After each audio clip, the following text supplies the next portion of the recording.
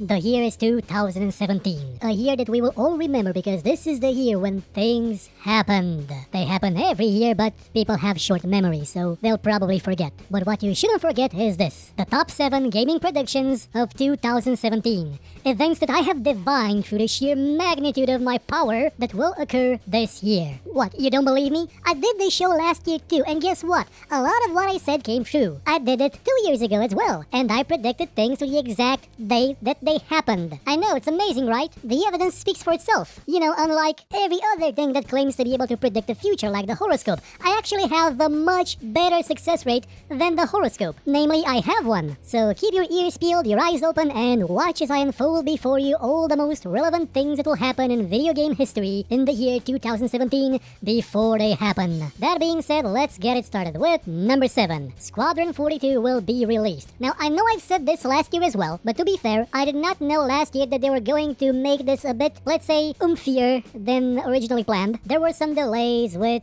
them outsourcing some of the asset creation to studios that sort of made them on the wrong scale. They had to redo them, and they redid the animation system, and they remade a lot of things with an obsessive attention to detail. But the end result will speak for itself, for I predict that this year, 2017, in September-ish, you will see the single-player mode of Star Citizen released. Squadron 42 will be available to play, and it will be amazing, like the Wing Commander we never had, the game that no one in the industry wanted to make, or wanted to publish, or wanted to fund, but that everybody wanted to play. Also, I predict that Crow will be on the menu then for a lot of, let's say, game developers and people in the gaming media, and let's say your average moron on the internet. Number 6. Hardware prices are going to go down. 2017 marks an event which has not occurred in the gaming industry for eons, it would seem. One in which companies that produce hardware will lower their prices for the end user, but without shipping faulty hardware. And this will happen because of something called competition, which is, from what I understand,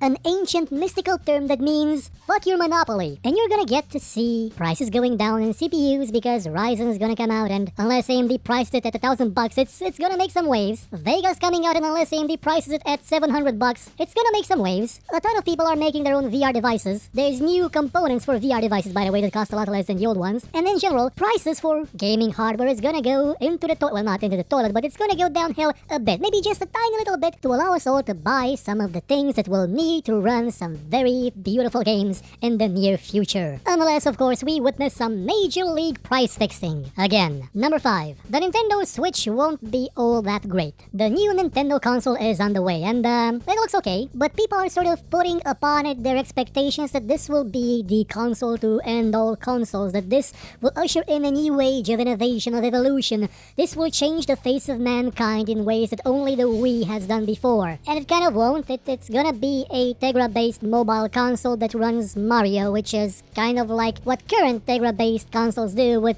an emulator anyway. It's gonna sell okay. It's probably gonna sell better than the Wii U has, but in the end, it's gonna be a blip in the night, sort of like the Wii U. And people will be disappointed by this to such an amount that I believe that some of them will actually start to hunt down the people at Nintendo and devour them alive, as they were taught by their master, the great Mario. Number 4. There will be a triple event. Now, what does that mean? Well, if you've seen the movie, the superb, amazing, fantastic movie Pacific Rim, a triple event refers to the apparition of 3 kaijus from the rift. And the way it went is that the time in which the kaijus appeared kept on getting shorter and the intensity increased. Well, that same thing is gonna happen with internet trends, especially gaming internet trends. Like you've seen last year's Pokemon Go event. It lasted for what? A month and a half, 2 months, and it just savaged the entire planet. And mind you, this was already on the back of another trend, a gaming trend, No Man's Sky, which sucked badly. But that one stretched a lot longer. This one came out of nowhere. It came with such a fury and such a rush that it had the potential to collapse society. And the next one will. We will witness a triple event, a gaming event with an intensity so massive and a duration so short that it will leave a crater in the human race. It will divide people. It will break families apart more than the elections in the USA did. It will affect the stability of nations. People will be out in the streets mad with I don't know what. They'll just be mad. And it will probably happen sometime around July or August. That's the best time for this kind of thing to happen. The storm is coming, people. Stay safe. Number 3. Vivendi buys Ubisoft. Well, this is kind of predictable to the max, but Vivendi is gonna buy Ubisoft altogether. It's very close to the limit at which it must legally make a bid to acquire the entire company if it plans to buy even 2% more of its shares. And when that happens, there will be an exodus at Ubisoft, because Vivendi will try and change the leadership of the company. Yves Guillemot will be out of a job, the man that founded the company will be sent away, and with him will come a lot of people that support him, and they will form a new company, which will probably be called IB Hard Entertainment. Well, no, it probably won't be called that. They'll call it Guillemot Games or something, or screw Vivendi. And Ubisoft itself will continue to function just as it has up until now, with really not much of a difference, like any. Sure, Ubisoft promised that they'll stop sucking, and that promise may not happen anymore, but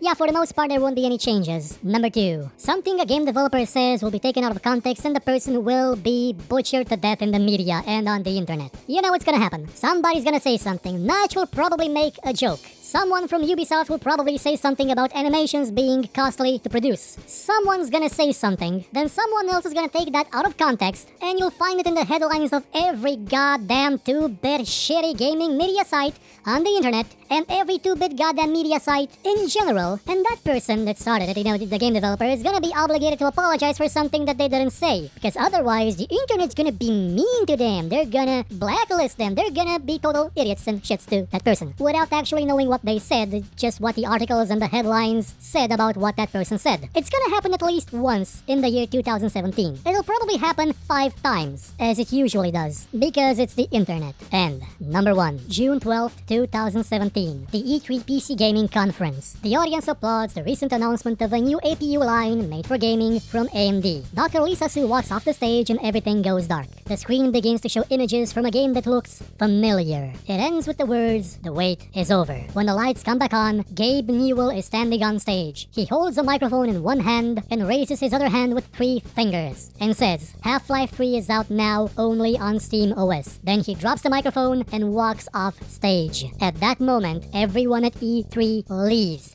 All other press conferences have no audience other than the models that they employ to clap and cheer like morons at every announcement, and the IGN employees.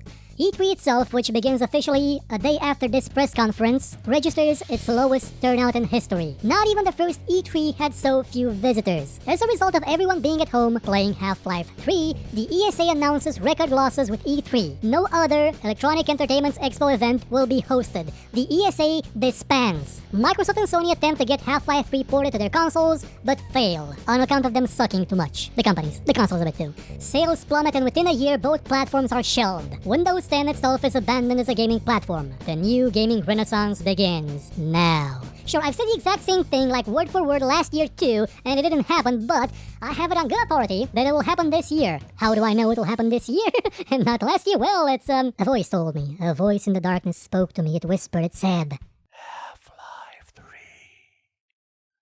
It nears. It comes for you. Beware the bearded man and the window with the scythe. And then it went on about me being the one that will end the apocalypse with the robots, but that's not important. What is important is that everything I have said will happen. Most of it will happen. Most of it does usually happen. Again, I have the uncanny ability to predict the future. For example, I know that more than 50,000 people will watch this show. Because if they don't, then Half-Life 3 is not gonna happen and I'm gonna hold them hostage. But no, that's probably not gonna happen. Well, those would be my predictions for the year 2017. Please leave a comment with what your predictions for this year are. Who knows, maybe you will be the next Nostradamus. As in, someone that keeps getting misquoted and has their words twisted to suit whatever somebody needs to say and make it look importantish, like the internet does. Thank you for watching this show. If you enjoyed it, please consider watching some of our other videos and maybe sharing them or giving a thumbs up if you feel like it. And if you really liked what you saw, please check out our Patreon page. For just $1 a month, you could help us make much better shows and get some rewards in the process. Or you could consider buying my book called Tale of Doom. Volume 1 is out now and available for just $2. And as always, if you thought it was horrible, you know where to find me and complain about it.